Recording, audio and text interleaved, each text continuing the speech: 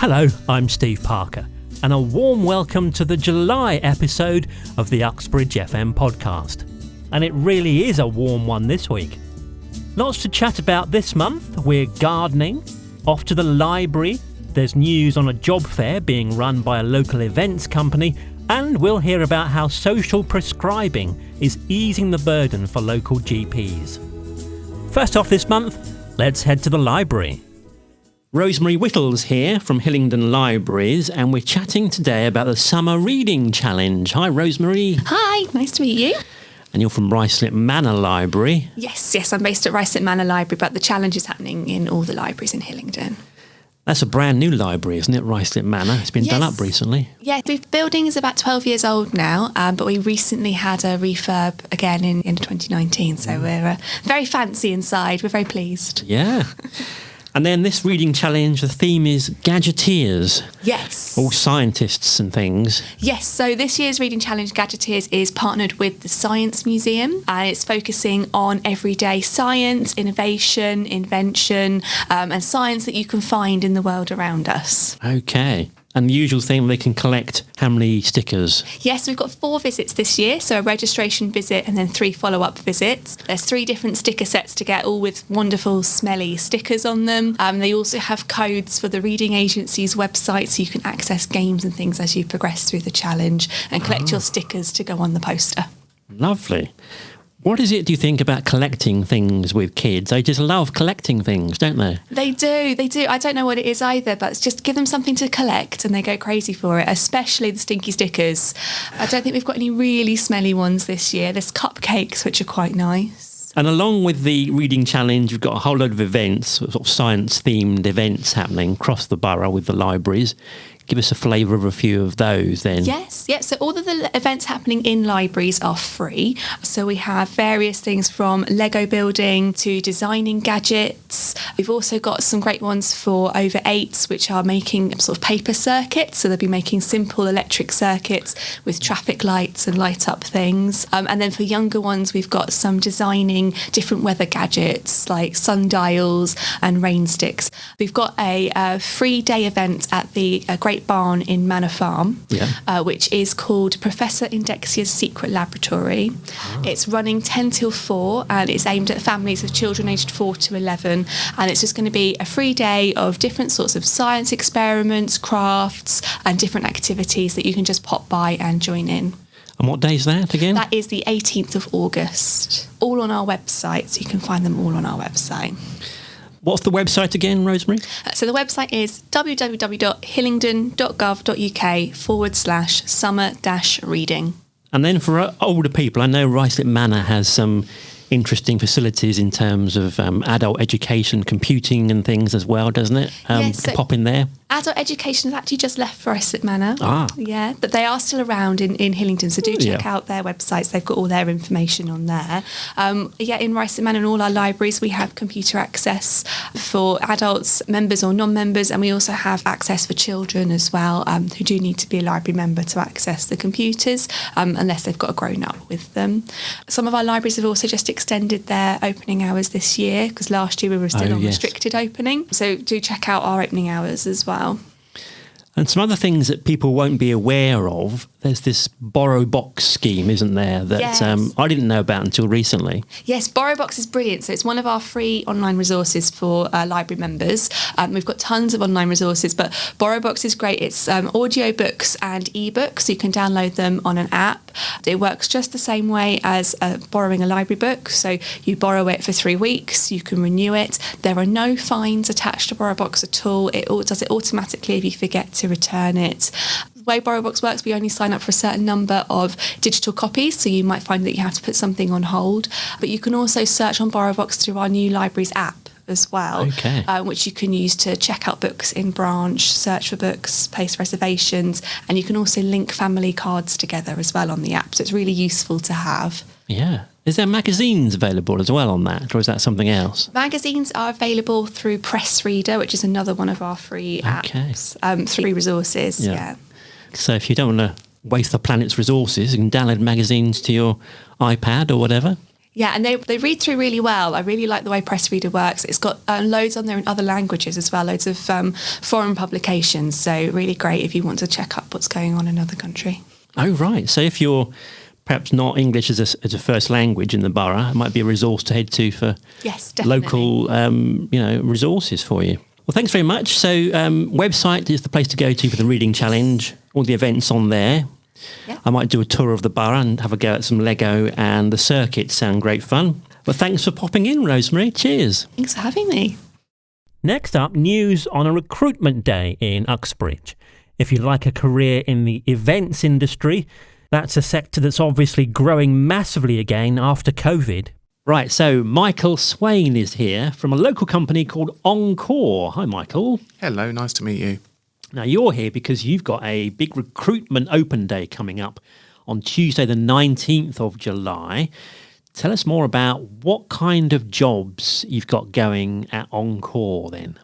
So just to start with, I should say that Encore is a global events company. We work in central London with a lot of landmark hotels to work with their clients to put in place corporate events.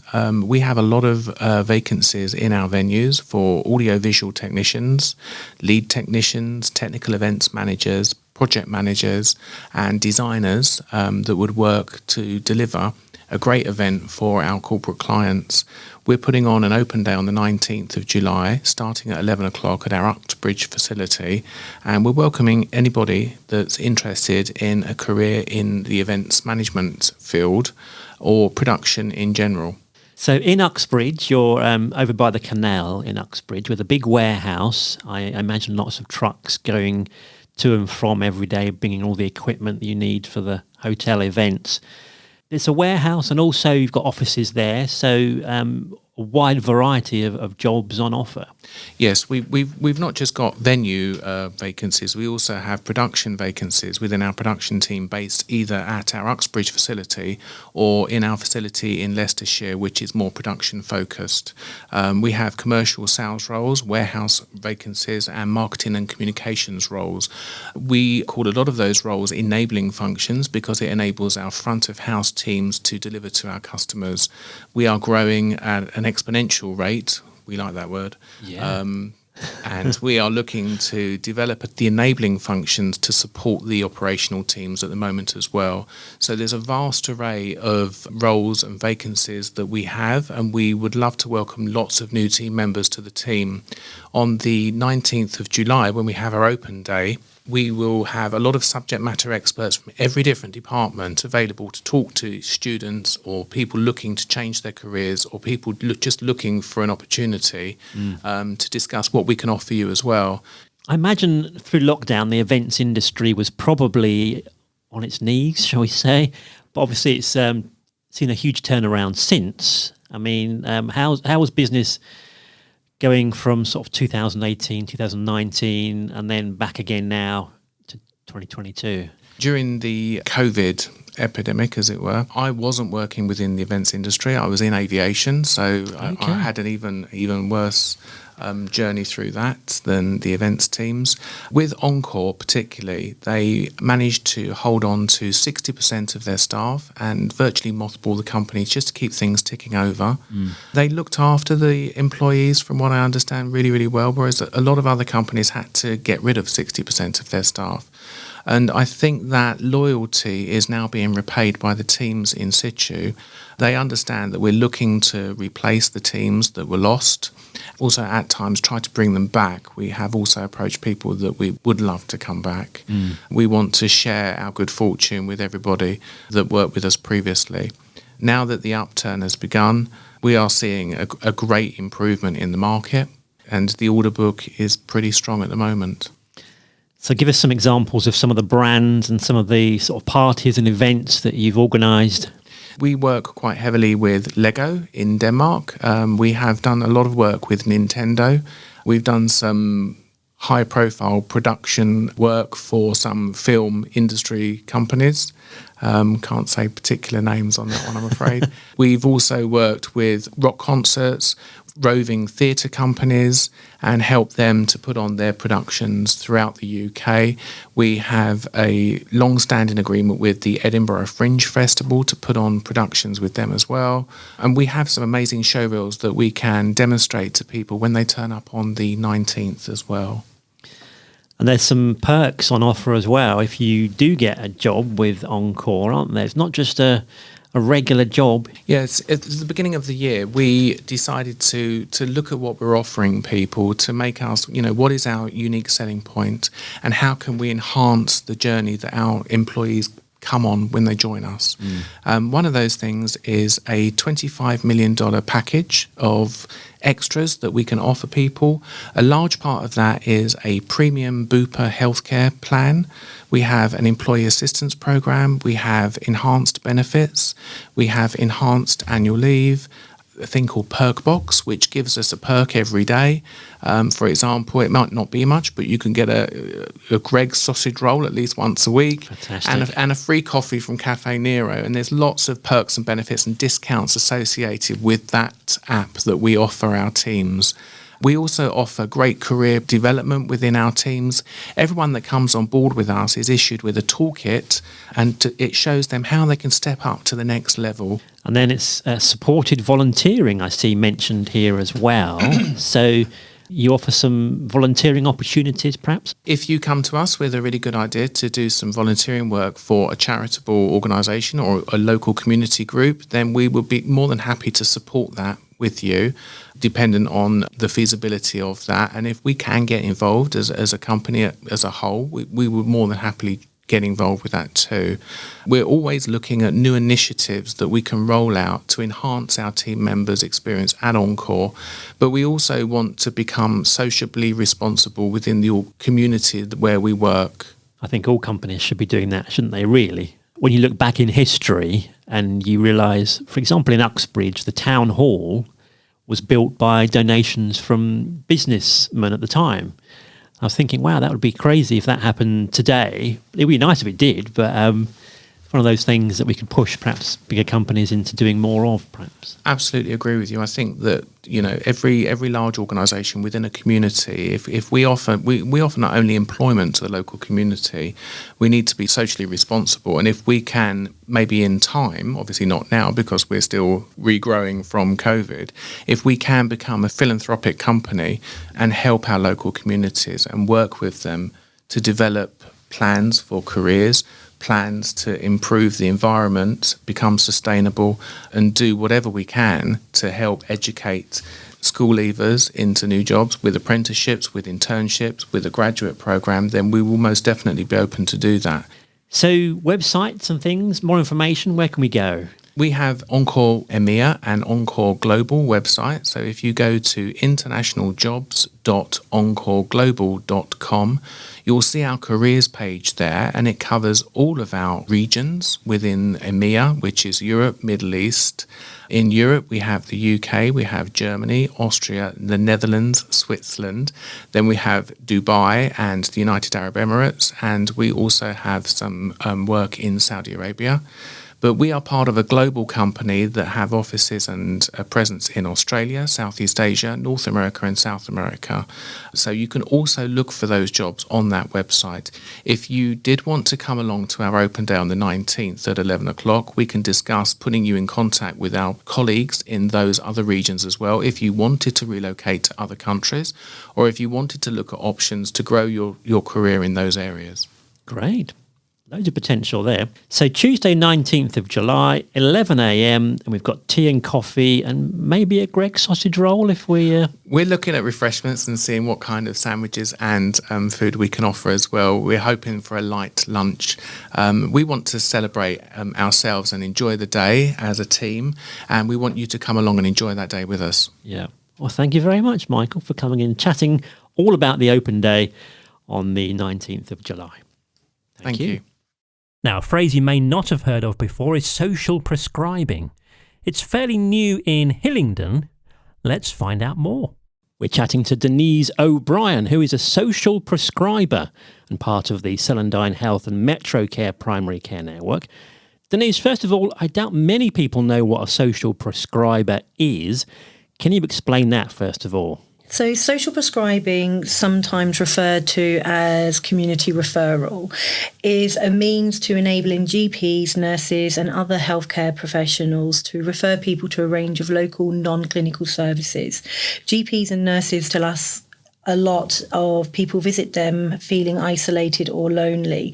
Patients might be stressed by work, financial issues, housing problems, bereavement, or the stress of managing a long-term health condition. When this situation is recognised, the patient can be referred to the social prescriber. The social prescriber will contact the patient, listen to their issues, identify what matters most, and will support them to access appropriate services, activities, or organisations that can help improve their well-being. GP only has 10 minutes to speak to that patient, whereas for myself, I get to sit down, talk to them, find out what the actual issues are and take it from there. So they get to freely talk about what's going on in their lives. And these are non-clinical issues. That's right. So what sort of issues might they be? There's a whole range, isn't there, I guess? There is. So we cover financial issues, debt, loneliness. It could be budgeting, getting back out there into the community, just general life, day-to-day issues that people need support with. So there's perhaps some crossover with citizens' advice if you're talking about debt and money issues.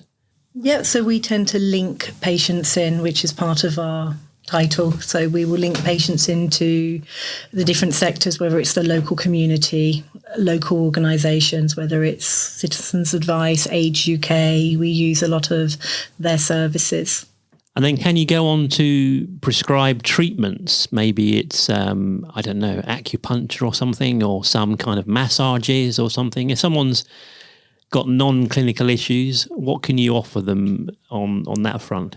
Once we find out the root of their problem, we can then explore different avenues that may help them. And it's up to the patient to decide what they feel they're happy or comfortable to do.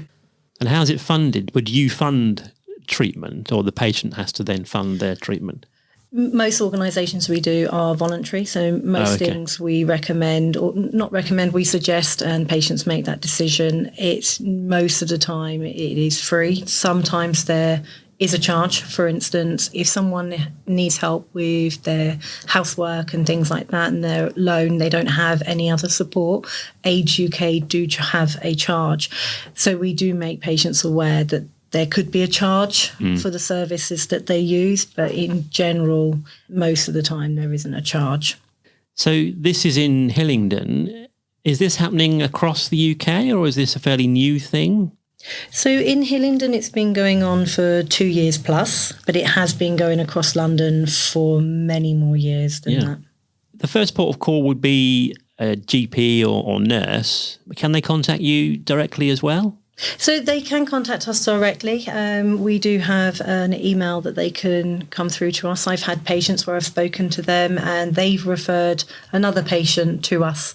So there's lots of different ways. If they speak to the ambulance services, charity organisations, GP, nurse, they can all refer into us, and self-referral is okay as well. The social prescribing, it's a wide range of issues that you could come across, isn't it? I mean, perhaps if we've got friends that know people who have issues, obviously they go to their GP first and they'll forward you on to the social prescribing team.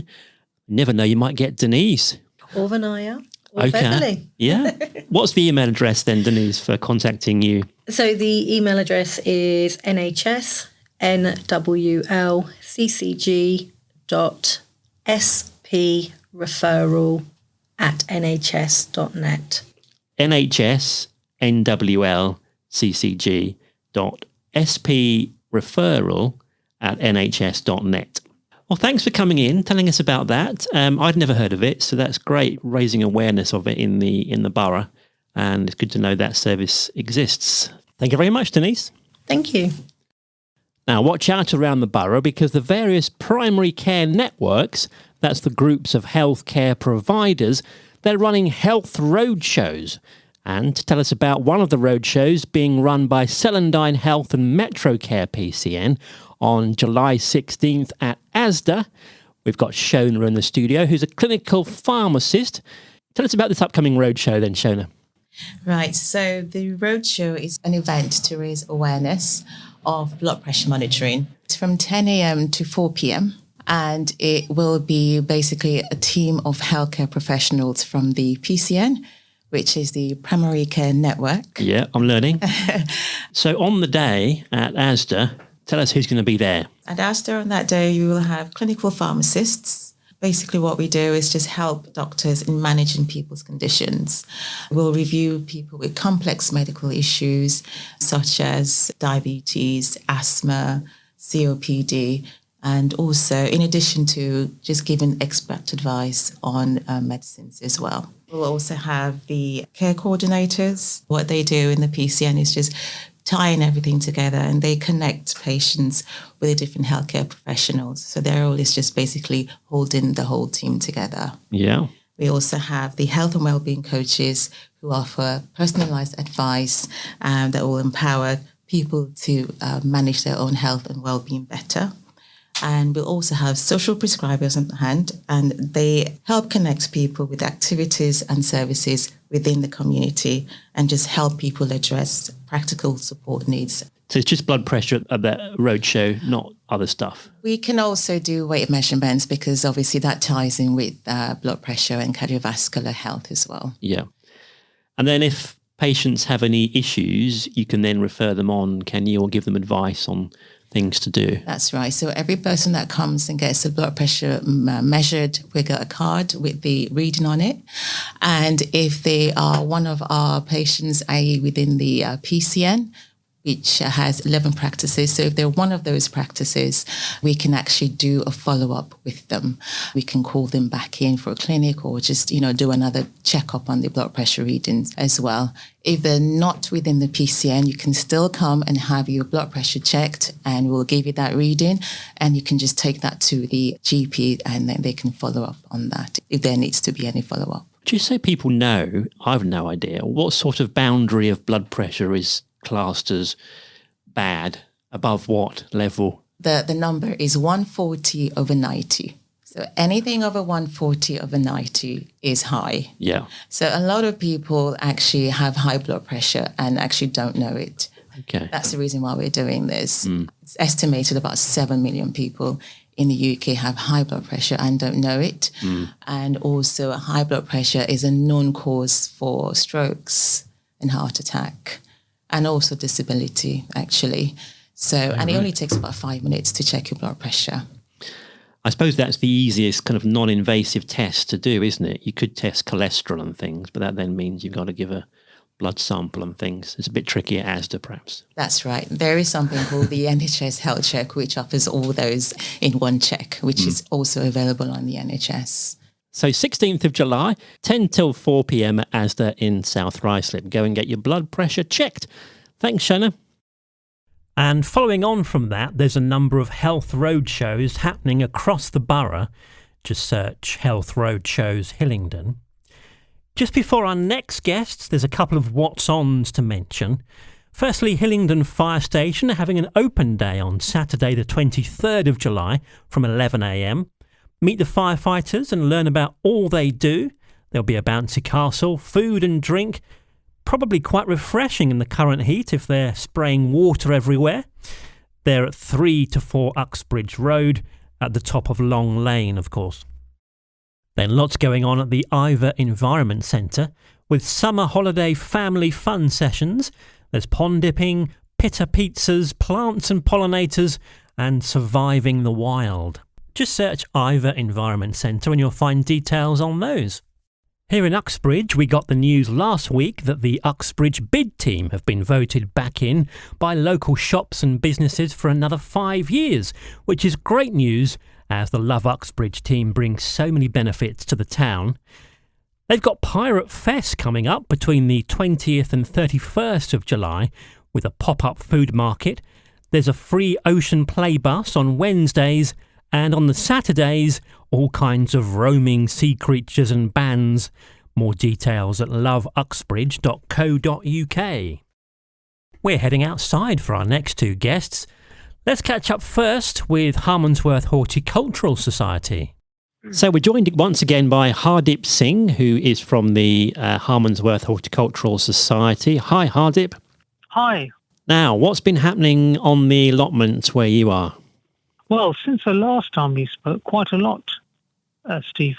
I remember telling you how things are gradually coming to life, but now we're in midsummer, and I'm actually sitting on my plot at the moment, and I normally find that the best place to talk about plants because I can actually see and share what's going on. So we've got all our pumpkins, which we planted and months ago now are bearing fruit and vegetables.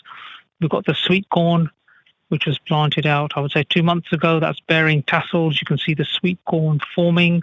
The onions are looking amazing. So this year we've grown exhibition onions. So they're huge. I mean, they're the size of a standard sort of adult palm and really heavy because we've got a competition this year for the heaviest onion. So everybody's trying to grow the largest onion. And then on the other side, we've got the fruit is doing really well this time of year. We've got our strawberries, raspberries, blackberries, blueberries all out, and they're lovely and juicy. And key again is watering and feeding, and netting because the birds love them as well. So it's probably the best time of the year now to start seeing the vegetables develop, grow, and the fruit ripening. The key thing is the trees, the apples on the trees. They're really beginning to swell up, and they'll be ready to harvest in sort of autumn, late October. So much going on. And then the flowers, so many flowers out, marigolds, rudbeckia, antirrhinums, different types of sunflowers. We've got sunflowers which are growing 7-8 foot tall, penstemons, lovely arrays of salvias which are really easy to maintain. And you've got your natural grasses and cornflowers all on the allotment. So it's a really lovely balance of flowers and vegetables. And so wherever you sit on the allotment site, you're always next to something, some different colour, some different texture. And the good thing about the allotment is just watching the birds and the animals and the bees doing their thing and, trying to pollinate plants, looking for food and sharing that space, which is really important. And if people want to still plant vegetables, are they too late now or are there some things you can still plant? Not at all. So actually, I've just taken a seat now because I'm just getting the ground ready to put some carrots in. And it's not too late to plant carrots. You can put in cauliflowers now. You can put in cabbage. Some easy things to grow. Coriander, which is very easy to grow. Peas I've just put in and they're coming out. And a trick for the listeners, which I've learnt myself, is before you plant, let's say peas, really dampen the ground. Put the peas in. So the peas you put in a drill, cover them, water them again, really soak them, and then put a black bag over them and hold. And that black bag is brilliant because it keeps the soil really warm and it makes germination quicker. And just keep checking on them. And within about 5 days, your peas will come through. You can take the black bag off, put in your sticks where the peas climb up, and within about another 3 or 4 weeks, you'll have lovely fresh peas. So there's a lot you can, there's a lot you can do this time of year because the soil is warm. You can put seeds straight into the ground. The key with that is making sure that the soil is a fine tilth. So that's really raking and taking out stones because seeds like to be sort of surrounded by fine soil. And sweet corn, I've just put in I went down to the local garden centre and brought some small sweet corn plants, and I've put those out, and they're growing well. So there's a lot to do. A lot you can. I think the gardening year we're only halfway through summer, so it's not late to put things in the ground or to buy some plants from your local garden centre. And I hear you have some bees on the allotment as well. Yes, so I'm a beekeeper, and this year has been really good because what the bees love are heat, warmth. They're sort of driven by the sun. So we've had some really nice hot days and the flowers are out. So it's just the optimum conditions for honeybees. So they're out foraging on lavender. I'm surrounded by salvia, lavenders, rudbeckias, cornflowers, and there's bees everywhere, and they're all collecting the sort of nectar and pollen to take back to the hive. So far this year, as it stands, it's a really good year for a good honey yield. And the honey, they say that London honey is the best, and the honey that we collect here is Harmondsworth honey. So it has that special taste to it. And people tell me that if you suffer from hay fever, it's good to eat local honey. Do you know how close you need to be to the hive to have an effect with that? I mean, is there any sort of evidence of that? So myself, we distribute honey to the local community. People come back for it because for them, they say it does help them. So we get a lot of demand for local honey. So I think there is something in that local honey does help. And do you have one of those white suits that you go and check out the beehive with? I have a lovely bee suit. I have a smoker. 4 main things you need is a beekeeper. 5 actually, I'll come to the 5th one. Your beekeeping suit, your smoker, your hive tool, and really good gloves. Because I have been stung a couple of times this year.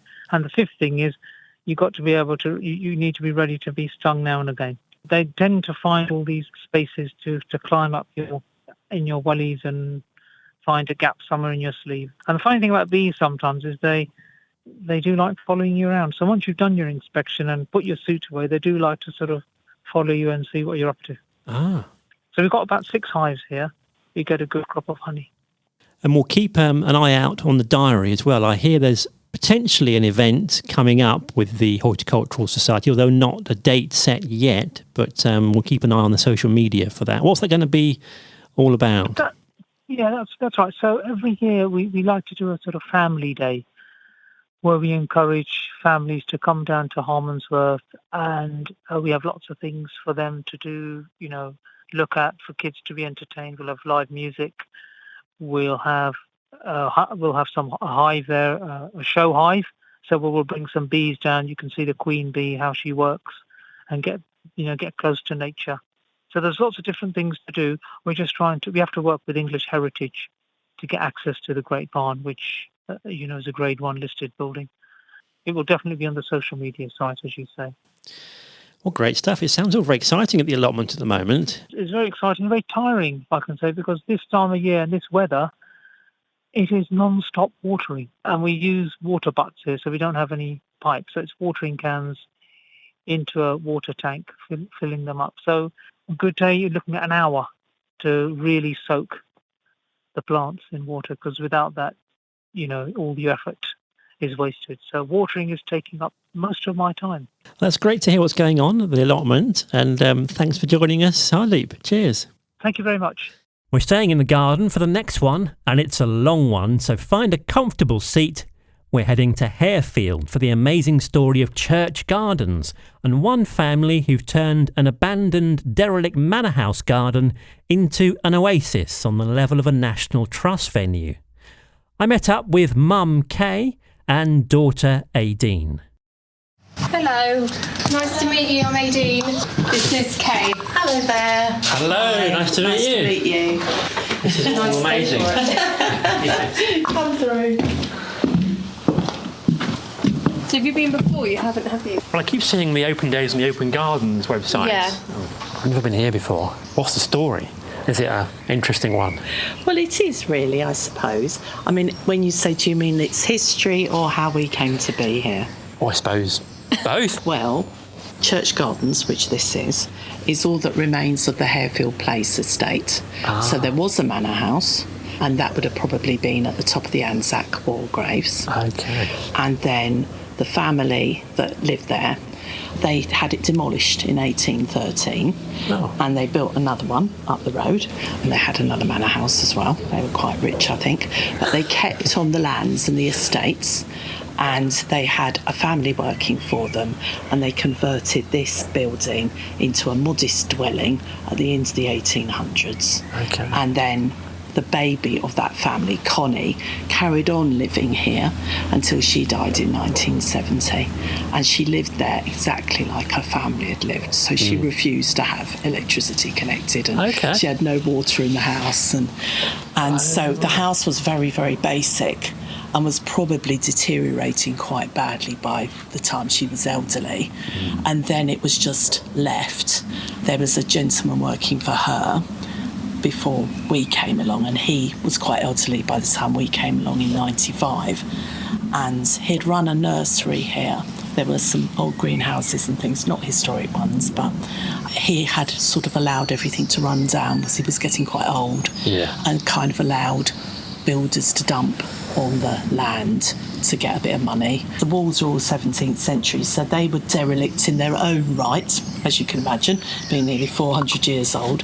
There were little buildings and stuff, and everything was kind of falling down, wasn't it, Aidan? And there were very overgrown. All of the outbuildings were mainly things put up with bits of asbestos sheeting and pretty ghastly, and they were all falling down. Yeah. And so we came along, and it was very, very overgrown, very derelict, and full of rubbish. And so we bought it then, and it took us 2.5 years to make it habitable. Right. And then we moved it. Okay. To the house. This one here, she's one of a set of twins, aren't you, Aidan? And when we started restoring it, Patrick, thank God, is an architect. Right. And when we started, we had one small child who was really not much more than a baby. And then these two were 4 weeks old when we moved in. So you've seen it grow. Oh, yes. Yeah. She's had a very hands-on, rustic upbringing, haven't you, dear? There might be a few photographs on that board if you want to have a look before we go around the garden. Here, there's quite a lot of pictures here. This gives you an idea of what the kitchen garden was like. That's it, quite clear, actually. And this is the state of the wall in the kitchen garden. So basically it's derelict. Very derelict. Yeah. And we are gradually, the kitchen garden walls are now all restored, and we are now restoring the big, there's 3 walled gardens. There's this little one, and then there's the kitchen garden, which is like the medium-sized one. Yeah. And then there's a big one out the back, which is like an orchard come nuttery. So what's an alcove for? Was there a use for that? This is the thing that is one of the very special things about the property, that the wall is a bit of a mystery. It's probably served quite a lot of purposes, but there's quite a lot of theories about different things. But one of them is that it might have been used as like a backdrop for a performance, because the poet Milton wrote a masque in 1634 to celebrate the 70th birthday of the Countess of Derby, who lived in the house. And the front part of these arches were built slightly before they filled in the back with these lovely alcoves, because they don't key into each other. And back in those days, they did literally build things in the garden to use as a background for your dramatic performance. It was called arcades. Yes, and it was called arcades, which was a bit of an indication. Yeah. And even all of the history people seem to like that idea. So but they've had things growing in them. So I think that's why they built, because it's a retaining wall. One of the reasons why there's a wood growing on the top. There's nails and stuff, so there could have been like sensitive grapes or whatever, because it would have been pre-glass. But yes, that gives you a bit of a look at what it looked like. See, back in 95, yes, you obviously saw potential in it. Yes. And you were bonkers enough to take it on. And also it was cheap enough for us to afford. Oh, right. We had to reapply for planning permission to make it back into a dwelling, so it wasn't even considered a dwelling because it was so bad. There's probably a picture in the guidebook of me hacking away at an earth floor to try and... There's pictures here of you putting in the services. What's this gas? Now that's everything. That goes all out to the road. Yeah. So in this trench is our water, electric, gas and cable. So that was a job and a half. Yeah. For a few years you lived basically, in a caravan or...? When we were first trying to restore it enough to move into it, we carried on living in our house in Uxbridge. Okay. And then we moved in as soon as we could. Yeah. And then when we moved in, it was very basic. And then gradually you sort of build it up, and then... As you can afford it, really. And me and Patrick, we like to be outside. He grew up on a farm in Ireland, and I've always been a passionate gardener. Yeah. And we probably still spend probably more time than we should do outside. So we're coming into what was... This was like a courtyard. Yeah. So there are actually big flinty stones underneath, not far underneath this grass. Okay. So this was like a basic cobbled yard. And the building at the end, which we've had to completely rebuild, was a sort of outbuilding when we came here. That was very, very derelict, and my dad lives in there now. And these tables and chairs are all ready for when you have open days and things? So whenever we have a visit. So at the moment... People come for like guided tours, like horticultural groups and things. Yeah. So we can have 1 or 2 a week, so they just live out there all year. Nice. And during the season. And we're trying to build a new building because we started our first openings in 2018. Yeah. And that was an NGS opening.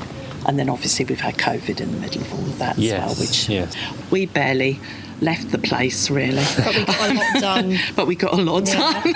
That's good. But we're building a new building, the family together, because we do all of the building work ourselves. The restoration brickwork has to have an expert person, but we do all the labouring. Okay. And they are very good at building now. They've been roofing. That's your most recent accomplishment, hasn't it? Roofing, yes. Wow. So this garden is almost completely done, and it's the most labour-intensive part of the grounds, really. There's 3 acres here altogether. So describing this as we've walked into sort of a walled garden, what sort of rough size would you say? This is less than an acre, probably not much less than an acre. All of the walls here have been restored. This is the one that was done first. So the whole top, we'll wander around and you'll see, but the whole top third was completely down. And then here it's tied into big buttresses on the back. Yeah. And we finished that one in 2011. But they're very expensive to do, so it takes a while. And then this one and the low one over there, we finished by 2014. And then at the end, which is quite interesting, there's a hedge. There wasn't a wall there at all. I thought it just fallen down, but then I learnt that in a walled garden of this age, there quite often wasn't a fourth wall. Oh. So that was to let wind and frost pass through. But we have some interesting neighbours, don't we, Adi? Furry ones, badgers. We have a huge badger set, about 50 metres, runs along the back of there and the back of the other wall. And so we have to try to keep them out. Yeah. So we've got a fence with strong foundations, but the fence has been there a while, and we've been battling the last few weeks because they're very strong, obviously. So and what are they after if they come in here? Anything. They dig everywhere, and they're stealing actually loads of animals like tulip bulbs because they're quite sweet. Oh. So they dig them up, but what they're waiting for is the sweet corn. Yes, they love sweet corn badgers. Who knew? So this, when we first started cultivating, we had to clear all of this. We're organic, and I'm the gardener, so it's quite a lot to do. So everything was covered in black plastic or weed-suppressing membrane. And the only gardening, we started around about 2004 with veg, and we put in a polytunnel and the vegetable beds. But nothing decorative could happen until the walls were finished. Yeah. Because not much point, really. No. No, because you get lime water all over everything. So the whole concept of a walled garden is that it's warm inside. That's sheltered, yeah. So you can grow things perhaps you can't grow somewhere else. Certainly, like a wall like that, that's like the main growing wall. Yeah. So you've got fruit trains along there, peaches and things. So there's all sorts of different things, cherries, pears, apricots, peaches. But it's all relatively recent. And there's loads and loads of flowers because I do lots of companion planting around the veg. Yeah. So everything is a mass of stuff. This is your full-time job then, isn't it? Well, it is, but I do have a job, so... Okay. We're musicians as well, but luckily that's quite flexible, so I teach. That's a rainwater harvesting system in there.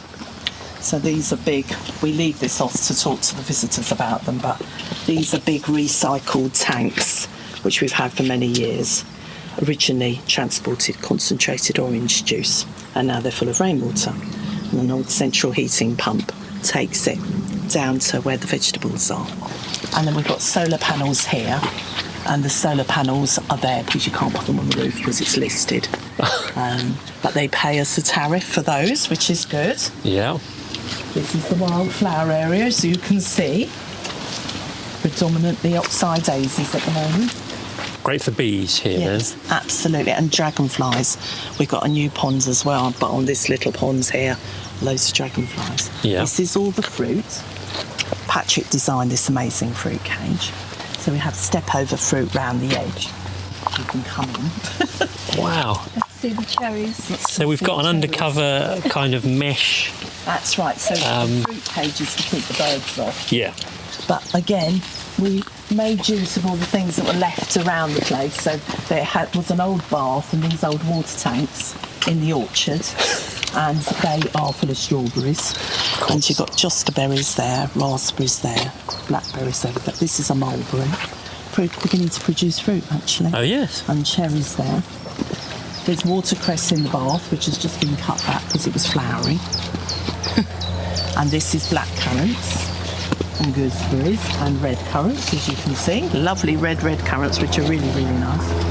This is a tiny walnut, because these have to be miniature trees. So would you make use of all the fruits and sell as much as we products, or- can? We sell our overproduction, as it were. So at the moment, I've got a lot of red currants here. So the next visit, you've just found a recipe for a cake that involves red currants, which is good. And we may well put some out, and we're going to overproduce on strawberries quite soon. Yeah. So we'll put some of them out. Blackberries are quite early. Yeah, these are, oh gosh, yes, and then almost ready. They're similar to the hybrid blackberries over there.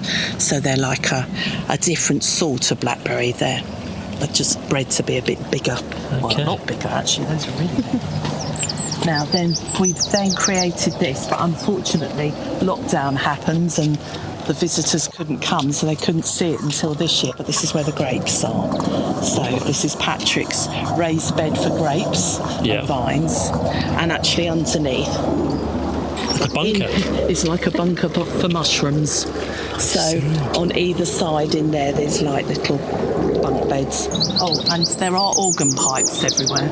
You probably noticed that when you came in. I didn't notice organ pipes, but they're from the church, because the church got rid of their organ a few years ago now, and I coordinate the music at the church, and I was a bit worried about what would happen to it, because they're often dumped.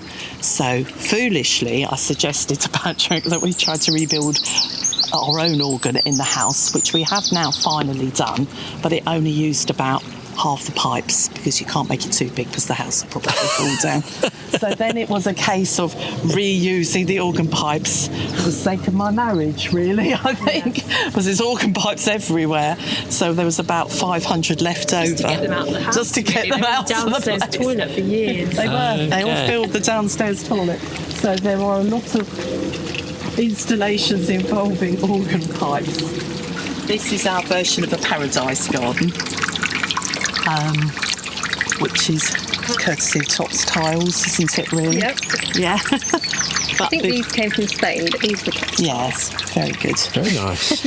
It took a while. And it means nice you can view see as over well. your wall, Yeah. which is why the Tudors had their mounts, because they like to be able to look over the walls that they also like to build around their properties. And then this is the vegetable garden, which at the moment, this end looks more like a wildflower garden. Yeah. Because the vegetables haven't gone into this quarter yet. So there's 56 raised beds, and they're arranged in a geometric pattern. You can see from the corner of the wall over there's a viewing platform on the other side, and you can look down and see how it works. So this will be brassicas, but they're not in yet because they're still in the polytunnel.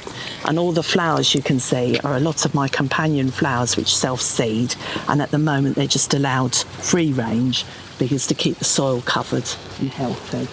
These are the autumn sown onions, and those are the ones that went in spring.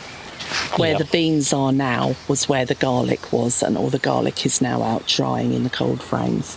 So it's literally just you guys. You haven't got a gardener that comes in and helps you out. It must be pretty much a full-time job. It is a lot of work, yeah. Yeah, it's all ours, really. Yeah. But then it's just such a lovely place to be. Yes, it's really exactly. fantastic. Yeah.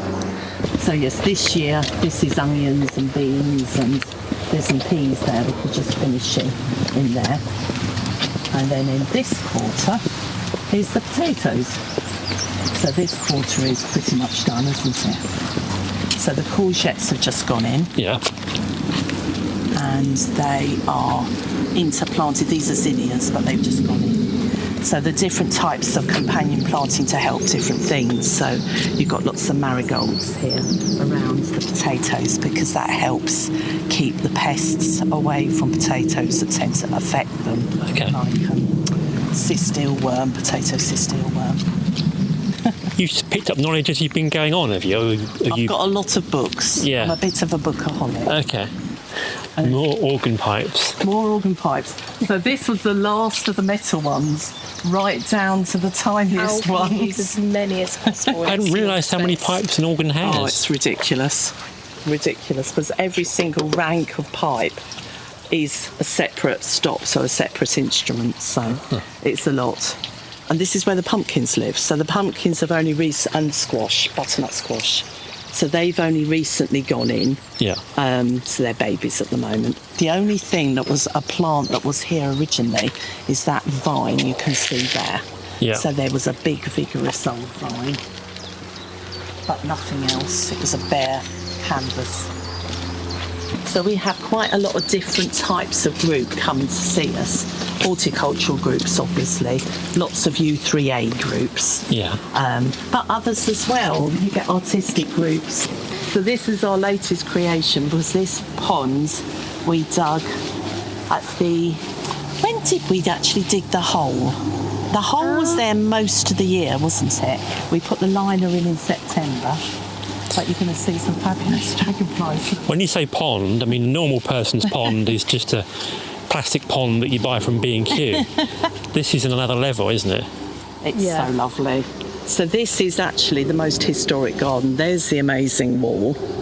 Oh, with the arches. Yeah. So they think that this garden was an original Renaissance pleasure garden. Partly because of that wall. Yeah. And its excavated shape. And there's a channel which we are sort of making into a stream that basically, before we put the ponds in, one of the reasons why we put the ponds in was the channel came all the way down here and was the overflow drain from the original estate ponds where they would have had their fish, which are up behind the church. So when they overflow, water comes down the channel in the winter, quite fast sometimes, and supposedly was supposed to go into this pipe and then into a culvert. Well, as you can imagine, every year the pipe would get blocked and there'd be a big flood, which is not good when you just restored a very expensive wall. So we applied, when our latest set of restoration application was to put a pond in, so improve the whole draining thing, and also it just lends itself to a pond here so perfectly. And then a barge arrived. Yes, that is Aideen. Yeah, that was locked down. How did you get that here? On the back, like on a trailer. Yeah. Because that's a just very came from little Harefield one. Marina. Yeah. So that's her restoration project. Is your plan to float it at some point again, or No. just leave it there? No, it's going to stay there. It was floating when I bought it, but it's quite old. How did you get in here? There's a access somewhere. It came down there. It was tight. It was very tight. It was really tight. The pond wasn't here at that point. Yeah. So we told our guy who we bought the boat from and the guy who moved it that we were going to be putting it next to a pond, but there was no pond when he brought it here. So in fact, she was parked up there next to a tree. They look at you like you're completely And then mad. when he came back, he says, "Oh yes, there's the pond." So she knows. So yeah, the pond was a big job, especially planting the pond, because the stuff for the planting arrived just over a week before our first open day on Easter Monday. And I wanted to plant it in these huge pots, which is a lovely idea, but you can't really lift them up once you've filled them full of heavy soil. Yeah. So that was both twins, your boyfriend and me, planting them and then trying to get them in here. There's a lot of plants in here. You sort of go for a dip now and again in the summer. We do, we do. Every day. It's not an official swimming pond. It hasn't got all of the, the extra gadgetry that they would have. It's a pond, lots of plants in. But yes, we do swim in it. And dragonflies are really. Oh yeah. They're you can fantastic. be swimming around and they just fly past and they you. fly. They hover like that near your face, and you can watch them laying their eggs. That's cool. So apparently they will only frequent. I mean, we've had dragonflies on our little ponds, and it takes a long time for their dragonfly nymphs to emerge from the water. They stay in the water for about 3 or 4 years, then come up and become dragonflies. Those ones have then found this one, but they only like ponds where the water is quite natural and, sorted out with the plants and so on. So we're taking this as a big compliment, because every day we come out there seems to be an extra dragonfly, doesn't there? They're very entertaining. You had any sort of thoughts about combining your music talents with doing some sort of performance here, maybe? Yeah, so that's our plan. So that is the new building, that we're in the process of building at the moment. And then once that's done, we want to not only be open more, so we're hoping to be open every Sunday afternoon, but also be able to put on events, so music, concerts, or people could hire it out, things like that. It'd be an amazing wedding venue, wouldn't it? Yeah, it would. That's where the bees are, our bees. In fact, a new swarm came late last night, because our bee society use this area for bees, so they look after the bees, I'm glad to say. We've had to have new bees go in this year because we only had 2 small colonies over winter and they just didn't make it through the winter. It's very hard for them now. It is. Bees have a hard time, but they look quite happy at the moment. But lots of flowers here to Yes, this is very bee friendly just there. And that's the viewing platform if you want to go and look at the wall. You can see everything from here, up on this platform. Including how curly the wall is. Oh, yes. Yeah. Some walls are built to be a serpentine wall, but this isn't supposed to be, but at least it's upright. That's the important thing. Wow. So it's a really nice view from there, and you can see what I mean about the beds. Have you got pictures or ideas of how it was originally as a walled garden? Barely any. They did do a conservation plan, because before you do any work, you have to have one of those done. And the lady who did that, we still are really well connected with her. She's very helpful and very supportive. She did quite an extensive conservation plan, but the actual archival stuff that we have is very basic. There's barely anything. Yeah, we've had a visitor recently he's an MP, and it's Simon Baines, and his family were a family that did live in Harefield Place briefly, and he's got one extra painting at home which we've never seen, which he's going to send us a copy of, so that's very exciting. Yes. Because there's hardly any images at all. It's a nuttery, so 150 years ago, somebody came along and planted all these cobnut trees here, which is also quite unusual because it isn't Kent. So that's quite unusual. But the cobnut trees, I've noticed actually the squirrels have started eating the nuts. They're coming down already, but they're more useful for poles. So we make them into things. Yeah. So you have a man that comes round and checks your walls, listed building kind of man? You have to have all the checks done when you're going. That was part of the application, because although we've restored a lot of walls, because these are going to be restored, we had to get fresh permissions to be allowed to do them. This is supposed to be the oldest bit. Apparently it's 1592. How do you know that? Well, that's a good question. I think it was the owners before the Countess of Derby. There was some record of a particular bit of wall being, but that must be how she came up with that date. But yeah, you do wonder. And then here are the lovely arcades. So the arcade, do you think will be used for what? Well, all sorts, really.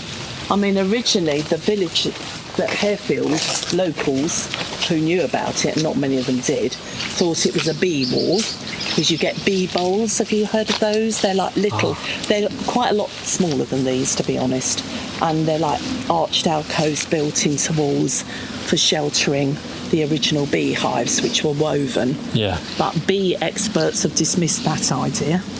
It's quite a lot of work to build these archways. Huge amount of work. Into this wall. Must have been a reason for it.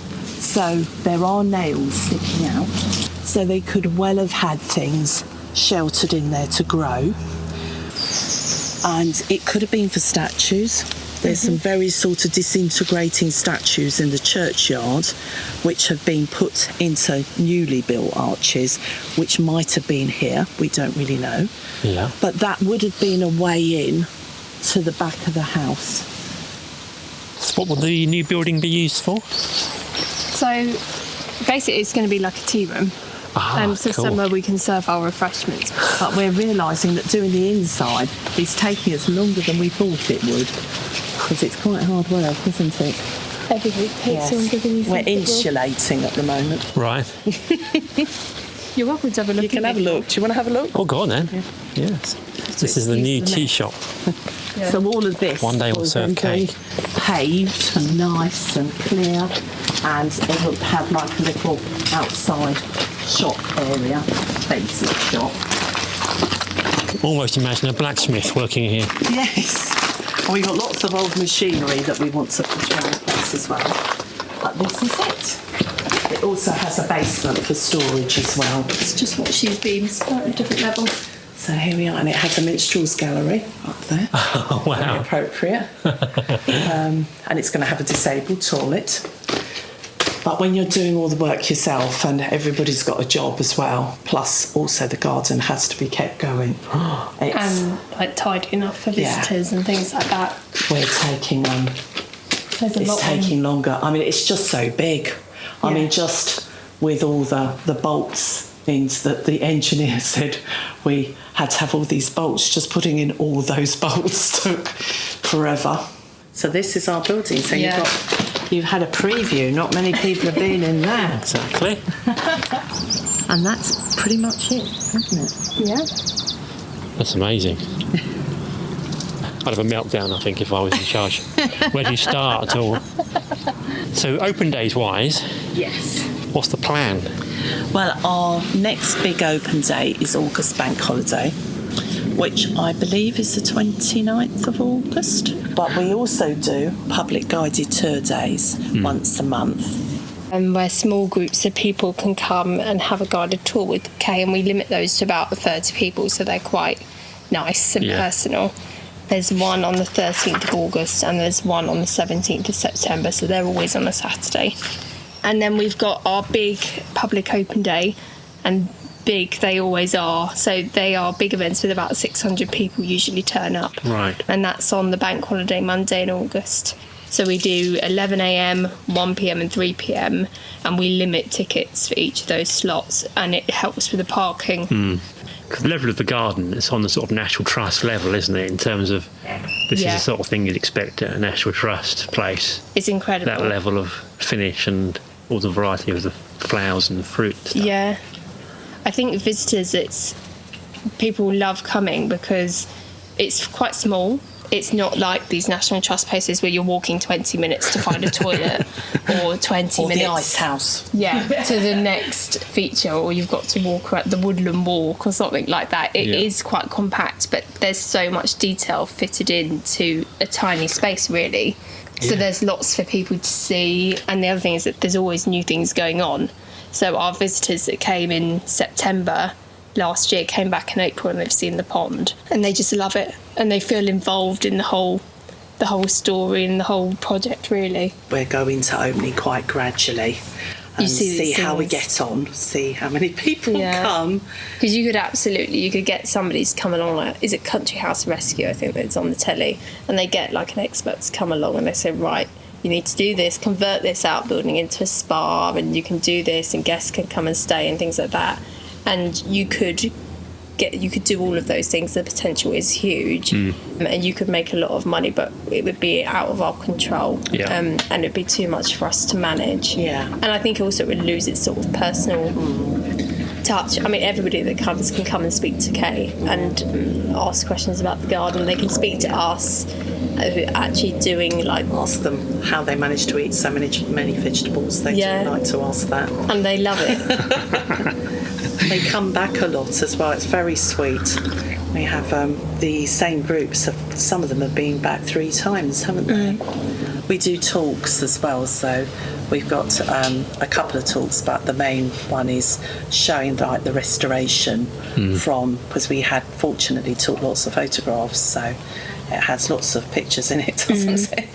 We started that during lockdown because it went over Zoom, and that now we've actually been going out to societies and doing that, which has been really nice. And then more people get to hear about it and come people along. get a chance to actually see what it was like a bit more, because they come and they think, oh yeah, this is a lovely garden, you must have bought it like this and everything else, and you're like, no, not exactly. We tried to put the display board out to give people a bit of an idea, but you can't possibly explain it, what it was really like. It was basically a barn with a ramshackle garden, and you've turned it into an oasis.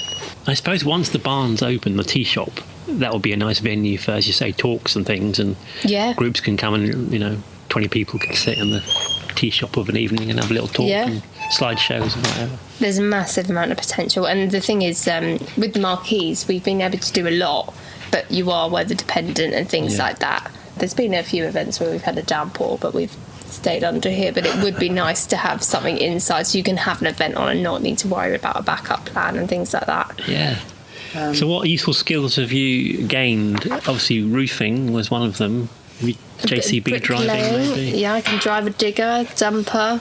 She's very good in the digger, because we think it's because of playing the harp, because there's a lot of pedals and levers on a digger, isn't there? So she's a harpist. So we think the two things work quite. In fact, they should suggest that at Guildhall, really, as an alternative to the studsies. And by diggers. Yeah. Maybe. It's amazing, I think, because this sort of level of thing, you'd expect some kind of lottery fund or something. I mean, thinking Cranford Park, for example, the bottom of the borough, they've raised a few £1 million, I think, on the lottery to redo the cafe and the stables and whatever. It's that sort of level, though, isn't it? As well, Eastcote Wall Garden. It's tricky because it's our private house too. That sort of thing, any sort of funding, it's ridiculous. Even for the arcaded wall, it seems like the most obvious thing in the world to try and get some sort of heritage funding for that. And why not? It's like one of the probably the only wall like it in the country. Well, thanks for the tea. That's amazing. And I shall recommend my friends to come here for a visit. Thank you. And cakes and things, probably. Yes, lots of cakes. She does a good. I think there's even a picture of your cake in there, because she makes a very good. The coffee and walnut is very popular. Yeah. Thank you. Thank you very much for coming. See you soon. Take care. So churchgardens.co.uk is the website for the garden, and all the upcoming open days are listed there. It really is astonishing how the place has been transformed. Well worth a visit if you can. Right, that's all for this month. Do join us on social media, just search Uxbridge FM. Thanks to Chris Allen for helping out, and Luca Nieri for the music, and you of course for listening. Catch you next month.